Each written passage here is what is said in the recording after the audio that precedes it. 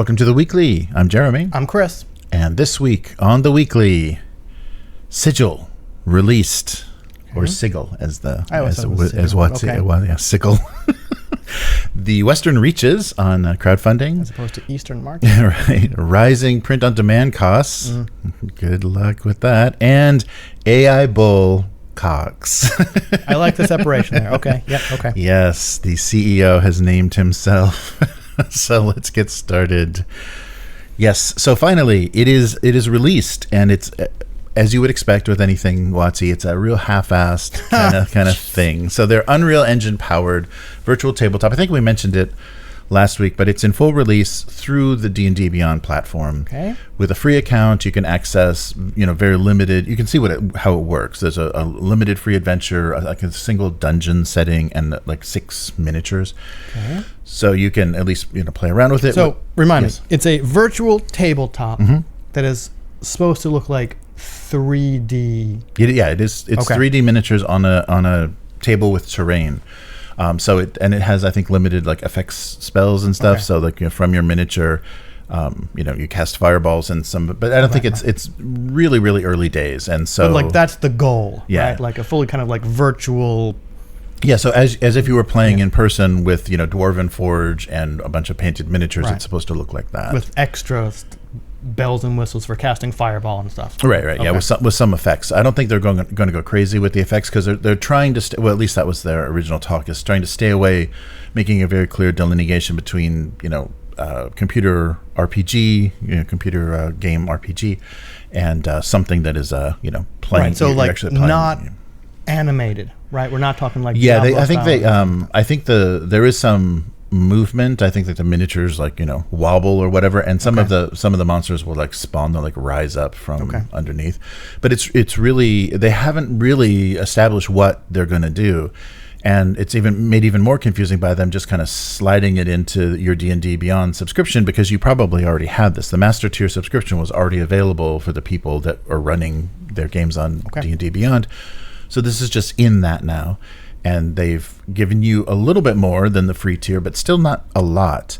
And so people that are looking at it are they're not convinced. And this may have been a release that was just kind of forced on them for shareholder reasons, for financial, year-ending reasons, that they needed to get something out and say, yes, we have released it. But it's it was in alpha and beta last year. Then there was some early access towards the end of the year, and now finally anyone with a D&D Beyond account can play it. All right.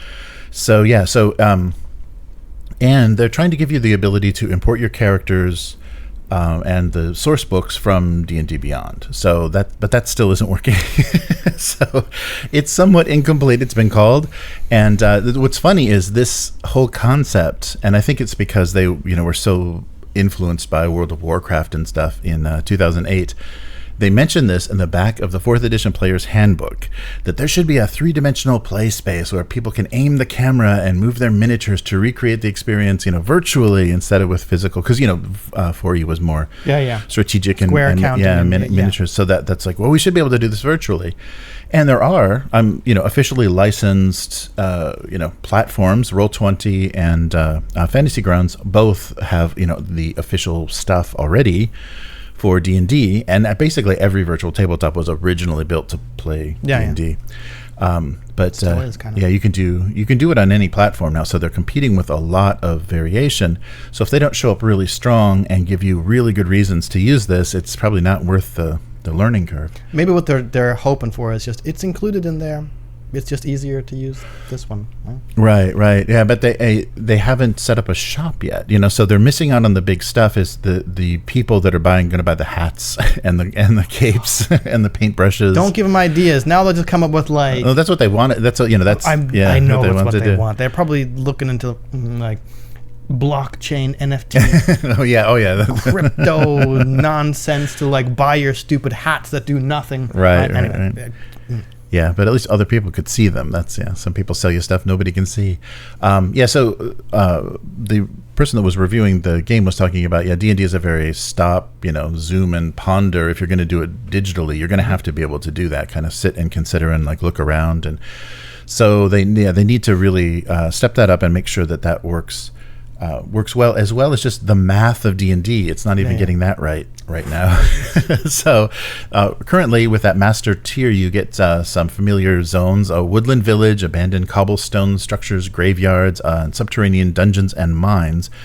But as of now, there's no way to manipulate some of the objects in these settings. So just like one set piece. Right, yes, and that's it. And so if they're intending to do that, if they're trying to just pre-build every village and everything from their source books, and that's all you get, you're not going to be able to build custom stuff. That's going to be a little bit weird, because as of now, there is no way to insert a wagon or a caravan, which is pretty much compulsory in every level 1 adventure. So there's no way to do very simple stuff like that. You're only getting 6 species of player characters, 1 face for each, and very limited colors. But it's probably just because because there's no payment mechanism, they don't want to offer too much. They're just gonna make sure it's working.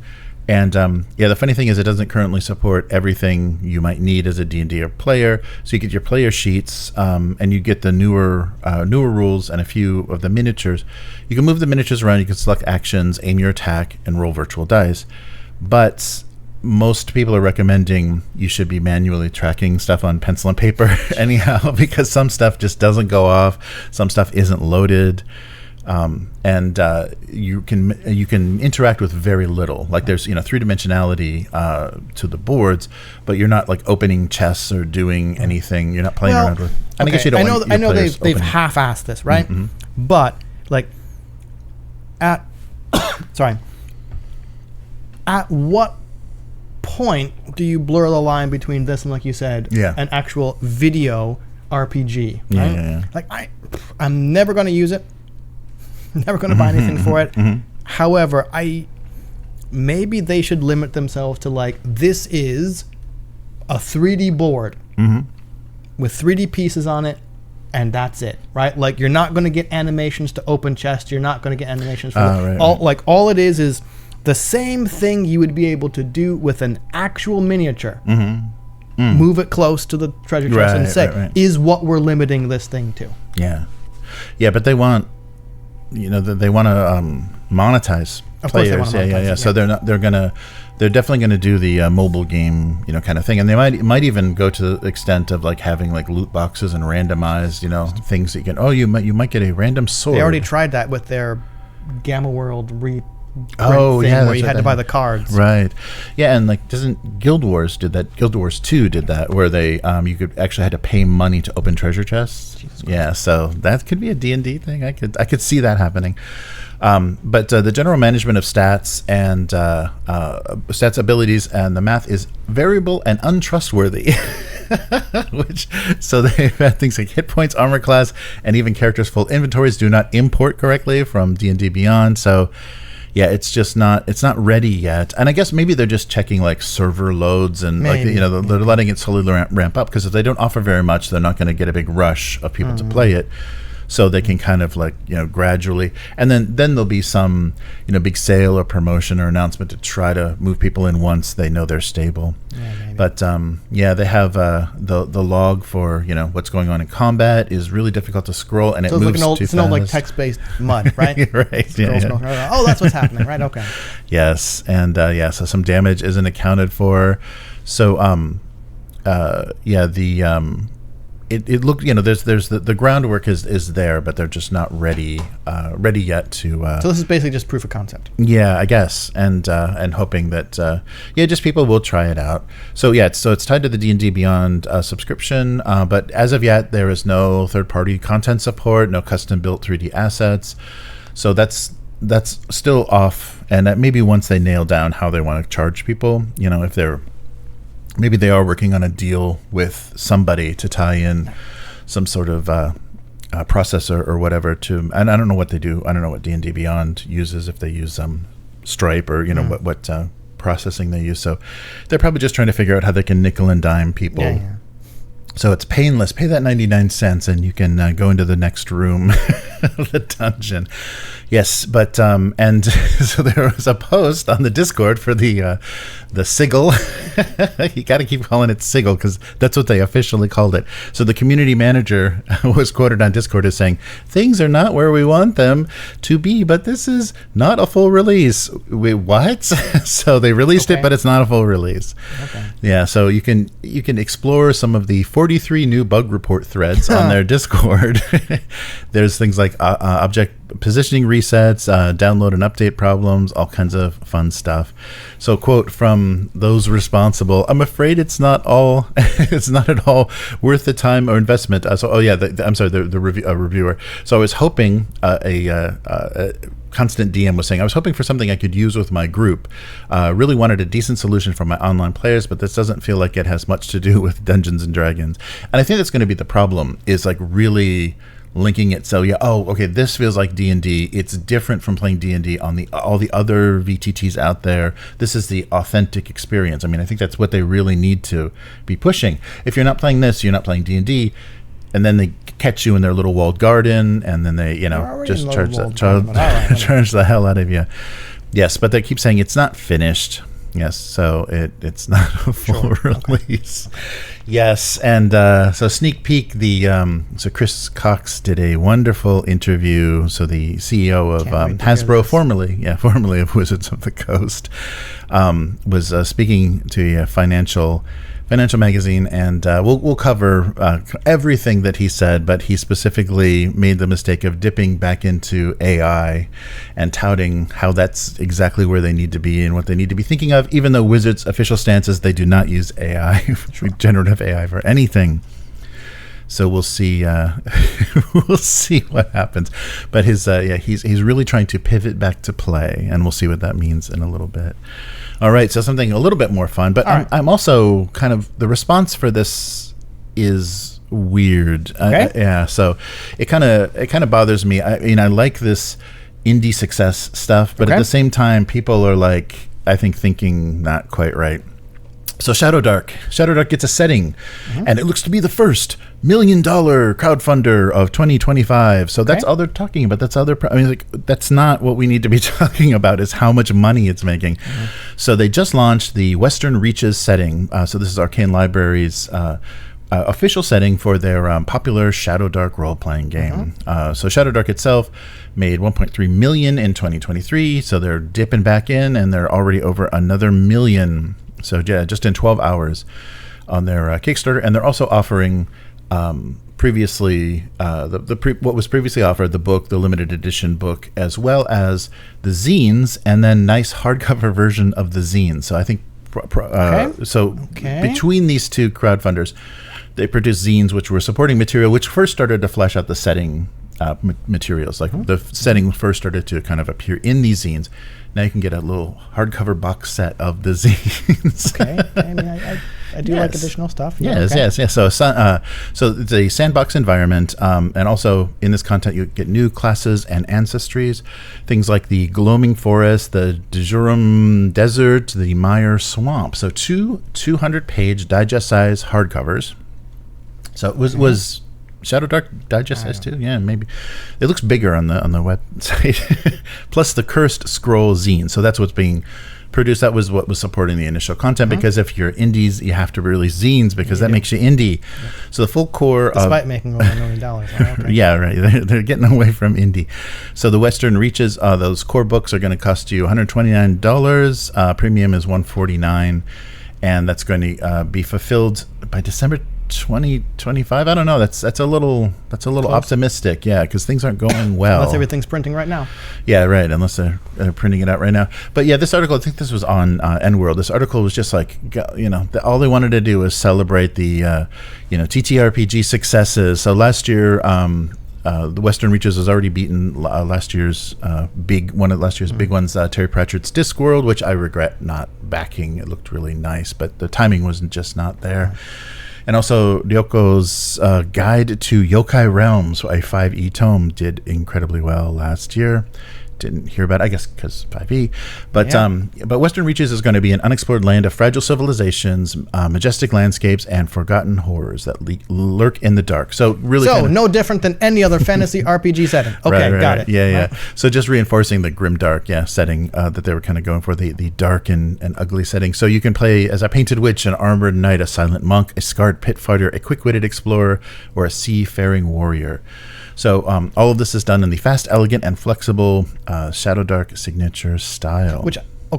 I saw people talking about this on Blue Sky, which is now my social media of choice, and someone responded, "Cool." Like, not in like they were a bit antagonistic, but they said, "Okay, sell me on Shadow Dark." Like, and I gotta wonder. I haven't looked at this. What is different from Shadow Dark, or what is different in Shadow Dark from any other kind of retro clone, OSR kind of fantasy? Like, I'm honestly don't know. Yeah, and I think that's a bit of the problem, and I suspect that the only difference between Shadow Dark and all the other OSR retro clone kind of things is marketing. Okay. They just have a huge marketing budget, and so this is in your face. Right. And people are just like, oh yeah, okay, great. But maybe I'm wrong. I don't know. But for this setting, you don't have to memorize lore. You'll discover it as you go. So the sandbox style. So the world moves and grows as you explore it. So it seems like, I don't know. I mean, having this big success, I think that those big numbers of big success, especially on crowdfunders, comes from a barrage of social media advertising, getting copies into the big YouTubers' hands to do. And then it's its own reviews. It's its own kind of marketing. Yeah. Right, because we're here talking about it. Why? Because it made $1 million. Right, and also because this is their next big grab, and to see, and the fact that it's not diminishing returns like films and stuff are, like they can actually reproduce this success. Yeah, right. But wow, I'm optimistic. But it's weird. So there's obviously money behind it. They probably have a marketing budget that's bigger than the budget of any previous OSR retro games. Just the marketing, and that's what's generating this. And so the problem is, like, for a big publisher, $1 million is nothing. Right. Like, they couldn't do anything. They couldn't even begin to finish any of the projects that they've working on. Like, you wouldn't even get very far into 5e with $1 million. This is huge money for them, but what are they doing with it? And how much is the weird thing about Kickstarters, and some people did it early days, but it's becoming more and more rare. They need to be fully transparent, and they need to be showing us a budget, and we need to see that they put $500,000 into marketing, and that's why this is in your face. And so that would help a lot to know, like, okay, what are we really dealing with? Are we dealing with authenticity, or are we dealing with a female creator that can get a lot of attention, get a lot of sympathy, do some OSR thing? It's dark, it's old school, and it's inescapable in your face. And mechanically and the game wise, it's not doing anything different. It's just marketed so well to the right crowd. Well, I thought I was pessimistic. That itself is a skill, right? Like, okay, fair enough. Like, I don't know. I don't care about the budget. Right? That's legitimacy, though. Personally. If you're saying like indie cred and anything, like, people always get dissed and attacked for being creators and selling out and whatever. If they are already, like, early days had huge $100,000 marketing, then this is not indie. This is a scam. This is a it's people putting what an industry plant kind of stuff. It's people that had this plan. Okay, we met this creator. She's doing this interesting thing. Let's push this thing hard. And I'm just curious where this money's going, what they're doing, and why we're going to celebrate the success, because this is not the success of all indie. Oh no, this is the success of this group. Sure, and I don't disagree with. Sorry, I don't disagree with any of that. Right? I think still the best. I forget who said it or where I saw it. I think the best definition of indie that I've heard is still, if the creator wants to pull it from the shelves and make it completely disappear as if it never existed, do they have the power to do that? Oh. Mm-hmm.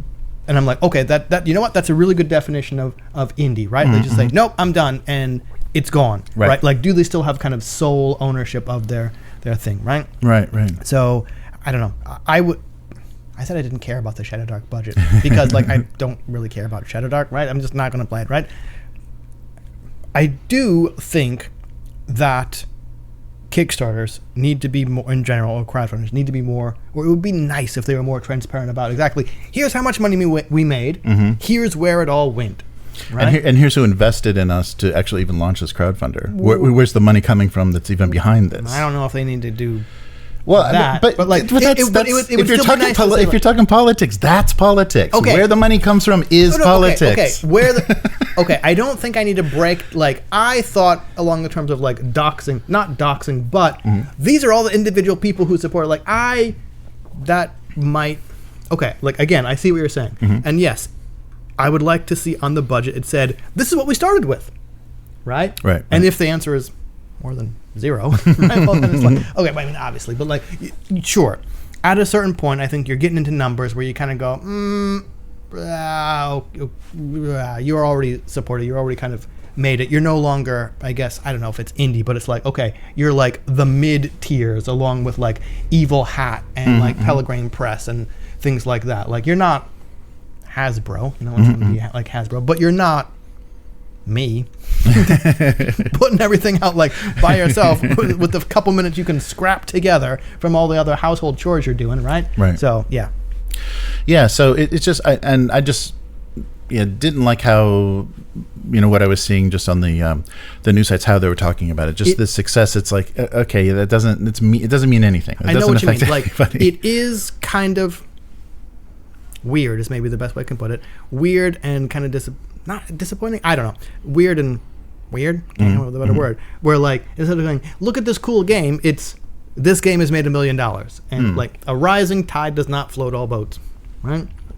Yeah. So, and it's just and a lot of this stuff, I think we're just getting this weird like indie master, or like, you know, master race of indie people that, you know, show up as a group at Gen Con and kind of do this stuff. There is becoming, there's a whole other discussion to be made about like, there's becoming that like in-crowd, but that in-crowd tier of designers and developers, and so it's even going to be like, so indie is even hard to break into now.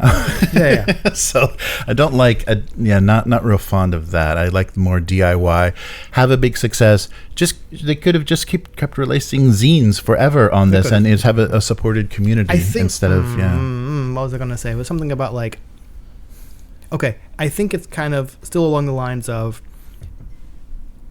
making it, right? Like, everyone is kind of like toiling, you know, not toiling, everyone dreams of like making it with that big kicker. So like, there has to be the example of, these guys made it, right? To keep all us little peons slaving away at our computers, the right? Aspirational figure, exactly, the aspirational, right? So with that in mind, sure, I would be curious to know whether what their initial budget was. Right, like how much did they start with to get to the, and if it's nothing, well then, or very little, then congratulations, right? You pulled yourself up by your bootstraps, and you're one of the ones who made it. If they're kind of like, we got all this other money from them, like, well, crowdfunders have just been around for long enough that there are companies that specifically market them. There's all kinds of like stuff behind the scenes, you know, so you have to get connected with the right companies, the right promotion and everything to actually have this level of success. That's with anything, and that's getting back to like cons and stuff too. Like conventions are kind of like networking opportunities, right? Yeah, that's kind of what they are mostly. Right. So I just don't want to keep having this stuff pushed on us when it's not when it's not what people are saying it is.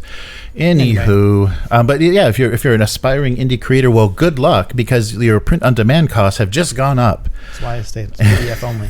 Right. So just go to your Kinkos and print it. So Drive-Thru RPG sent out a warning to all publishers. Yes, the rising print on demand costs in the US are going to get silly. So newsletter warning went out to all people using the Drive-Thru RPG platform, and they were saying things are rising anywhere from 25 to 50% depending on the book.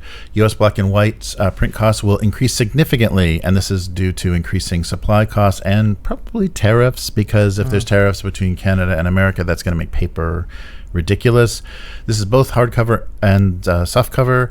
So increasing supply chain issues. So, a lot of things are printed in the U.S. The Monty Cook books, the Art Talisarian stuff is Canadian printed in North America. But also there's a lot of stuff in China, so that's going to get hit even differently. And I think some of the print-on-demand stuff can be sourced from there as well. And so getting into the U.S. then it's going to be the problem. So the print supply chain includes goods that may cross the northern border between Canada and America multiple times. They're getting hit in several ways. So they're saying, there's as much as a 50% increase. Somebody even cited a 75%. So 20% for low page count hardcover titles, 50% for slightly larger hardcover books, and they don't know quite yet about softcover, but it could be even greater. Are we going to experience a renaissance of renaissance may be the wrong word, like low page count books? Because I've said before, like this massive 500 page, I'm like, not a selling point, bro. Right. Like, when did the page, I understand. Look at all this content you're getting for this price, but like page count doesn't tell me what the fuck is in it, right? Here's your 300 pages of blank pages. Right. Yeah, so this is, of course, affecting U.S. printing only. UK, they're saying will go up probably about 3%. Well, the average is 12 to 13% for US.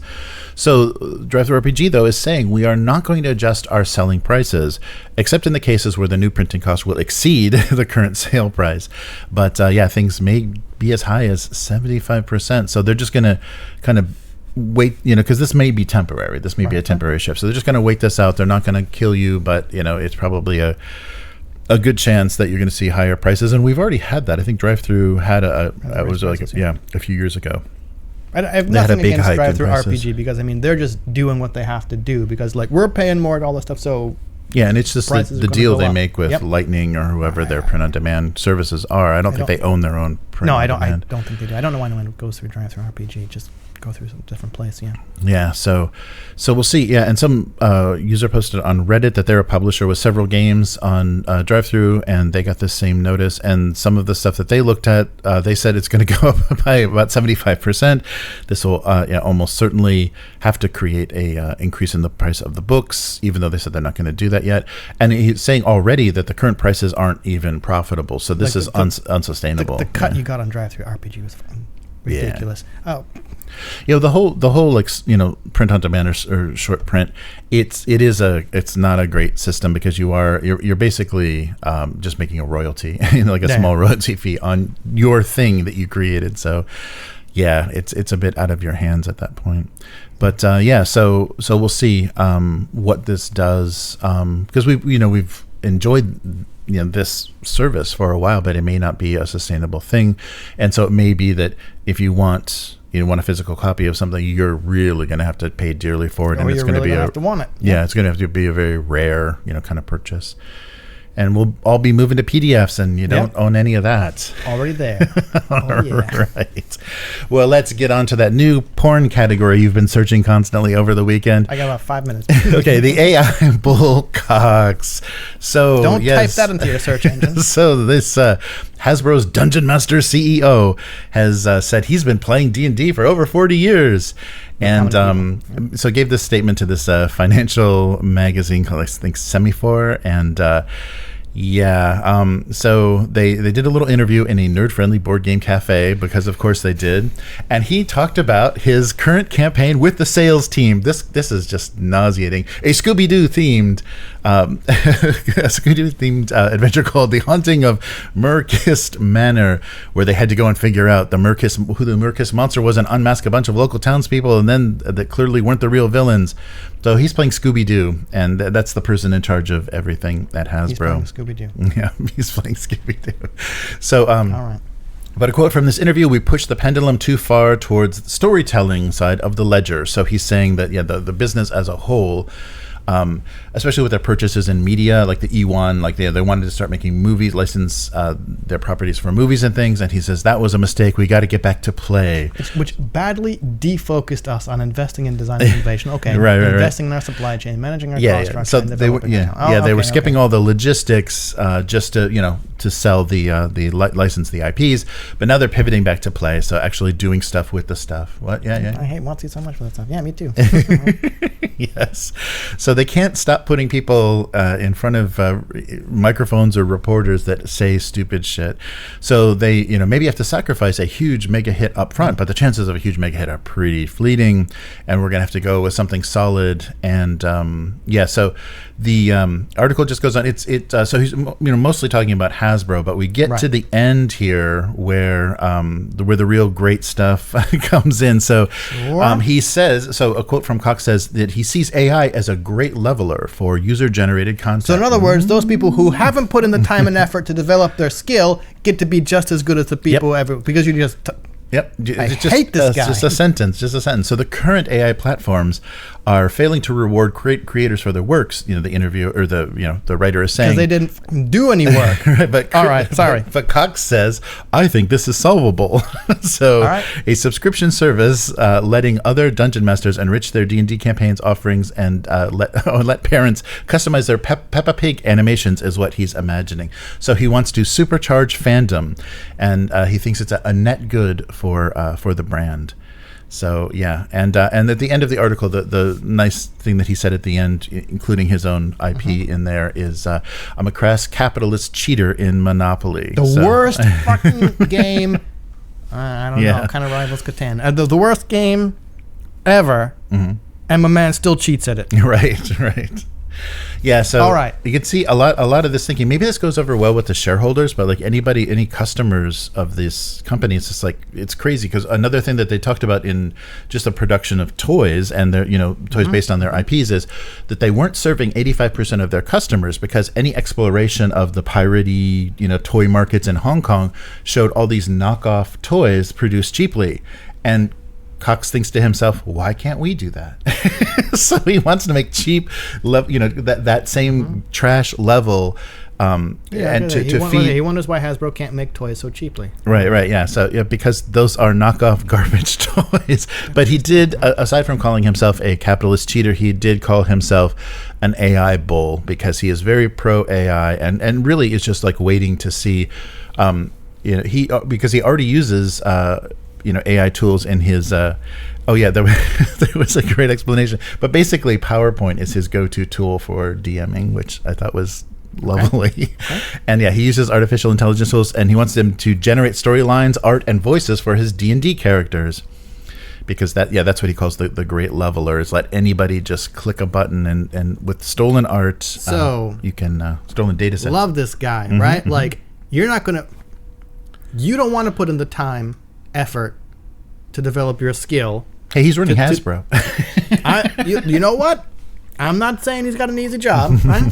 But I mean, so you look at like Matt Mercer and Critical Role, and you're like, why can't I do that voice? And instead of putting in the work to develop it, you just generate generate an AI voice. Right. Okay. Yeah. Cool. Yes. But he also says, I think the thing that started the article that was great is he says, everyone has a heroic moment. And I guess this is Chris Cox's naming himself the AI bull. So plug that into a search engine and see what comes up.